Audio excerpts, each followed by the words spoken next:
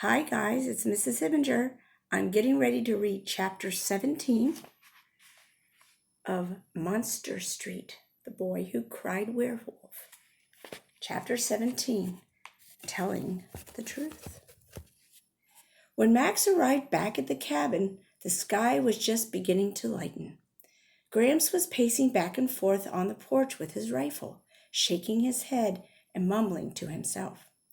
At the sight of Max, the old man's eyes widened. "Max," he shouted, "where have you been? We have been looking all over for you." Max hurried toward him and Gramps met him in the yard and hugged him tight. "I stabbed the werewolf," Max declared, trying to catch his breath. "The hermit in the forest. He's the beast." "The forest?" Gramps asked, aghast. Max nodded, deciding to be honest this time. "How many times have I told you to stay out of those woods?" Gramps shouted. "You've put us all in danger. Do you want to make the same mistakes your father made?"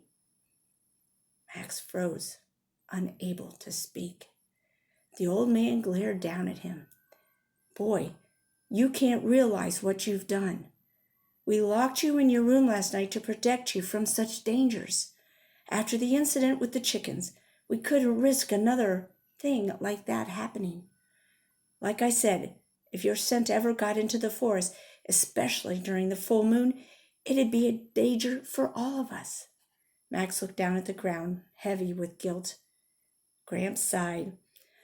"What's done is done," the old man finally said. "Tonight's the last night of the full moon, and the important thing is that you're here now.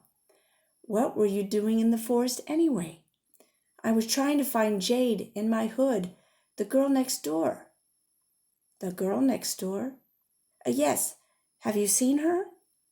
Gramps hesitated. "As a matter of fact, I saw her and her father getting into their truck not 10 minutes ago. Said they were going on a last-minute vacation. They seemed to be in quite a hurry." "Vacation?" Max thought, wondering why they would leave on such a short notice. "But she never said anything to me about it," Max said. Gramps shrugged. "I told you not to trust anyone around here." He led Max toward the porch steps and opened the front door for him.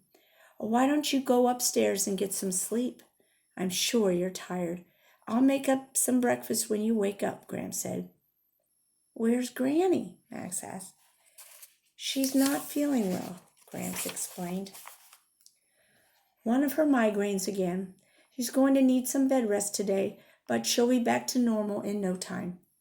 Max realized just how tired he was. He dragged himself upstairs to take a nap and stopped to peek inside his grandparents' bedroom. The lights were off, and the room was pitch dark. Grammy was lying in bed with her back to the door.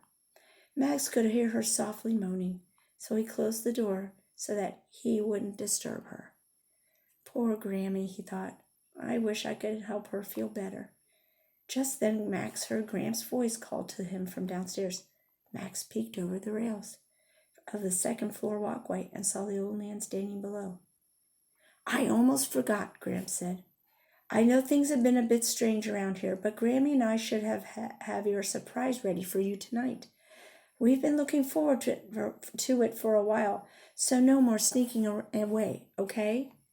Max nodded, feeling guilty again for having already looked inside the wooden chest. He watched as Gramps' shadow crawled across the den floor and disappeared into the next room.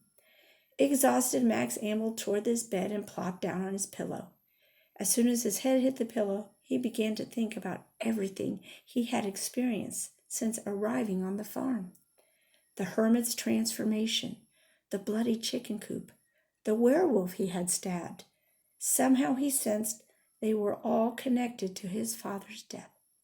And as he slipped away into a dark, dreamless sleep, he remembered again that the coming night was the final night of the full moon, when the new beast would arrive.